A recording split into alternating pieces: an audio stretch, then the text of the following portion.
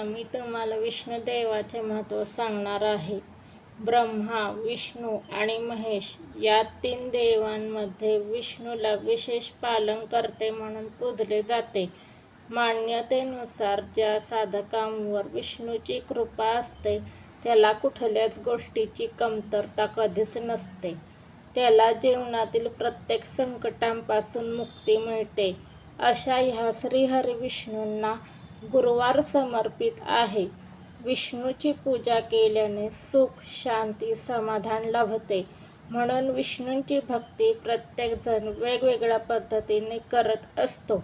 विष्णूच्या उपासनेसाठी सर्वात महत्त्वाचे स्तोत्र म्हणजे विष्णू सहस्रनाम. विष्णूच्या उपासनेसाठी हे विष्णू सहस्रनामाचे पठण महत्त्वाचे ठरते. श्रीहरीची कृपा लाभत कामे सहज होतात.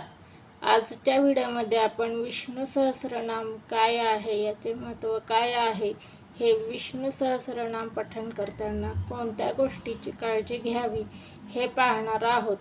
त्याआधी नवीन असाल तर लाईक करा, चॅनेलला सबस्क्राईब करा, शेअर करा. विष्णू सहस्रनाम म्हणजे भगवान विष्णूंच्या 1000 नावाचे स्तोत्र होय. विष्णू संप्रदायाचे हे एक महत्त्वाचे स्तोत्र आहे. या स्तोत्राच्या प्रस्तावितात जो श्लोक आला आहे त्यात म्हणाले आहे की महापुरुष विष्णुदेवाची जी नावे ऋषींनी जी गायली आहेत ती व्हावी म्हणून मी पठण करीत आहे. महाभारतातील अनुशासन पर्वात स्तोत्र आलं असून त्याचा नवीन पाठ करणाऱ्या व्यक्तीला धर्म, अर्थ आणि काम या 3 पुरुषार्थात प्राप्त होतात सांगितले आहे. श्री विष्णू पूजनामध्ये विष्णूला अभिषेक करताना हे स्तोत्र म्हणले जाते. सत्यनारायणाच्या पूजेच्या वेळी हे स्तोत्र म्हणून बाळकृष्ण श्री शारीरिक लाभ म्हणून अभिषेक सुद्धा केला जातो. लक्ष्मीच्या प्राप्तीसाठी व्यापारी समाजात या स्तोत्राचा विशेष महत्त्व आहे. जीवनातील विविध संकटांना मात करण्यासाठी या स्तोत्राचं पठण करण्यात दिसून येते. यात भगवान श्री विष्णूंची भूतात्मा, हिरण्यगर्भ अशी विविध नावे दिसतात. त्याच जोडीने रुद्र, शंभू, काही शिवशंकराची नावेही ह्यात दिसतात. शिव आणि श्री विष्णू देवतांचे ऐक्य दाखवण्यासाठी नावे आली आहेत. याविषयी काही अभ्यासक नावे दर्शवली दिसतात.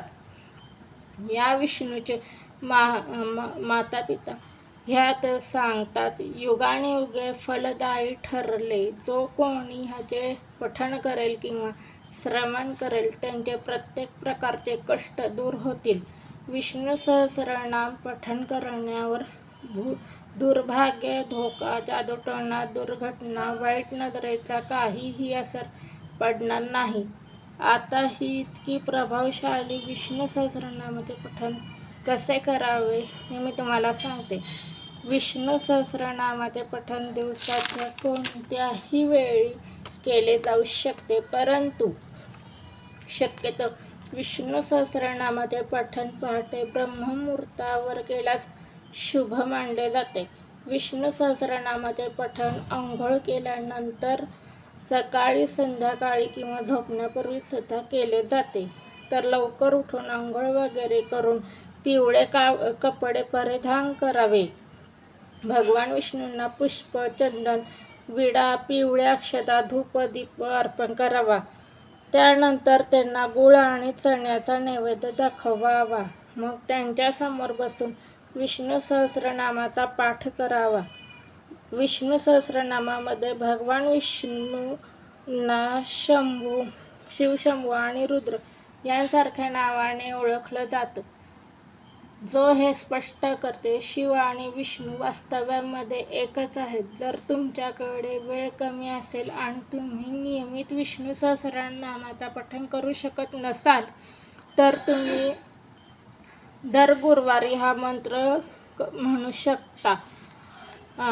आणि ही माहिती तुम्हाला माझी कशी वाटली हे तुम्ही मला सांगा. लाईक करा, शेअर करा, सबस्क्राईब करा.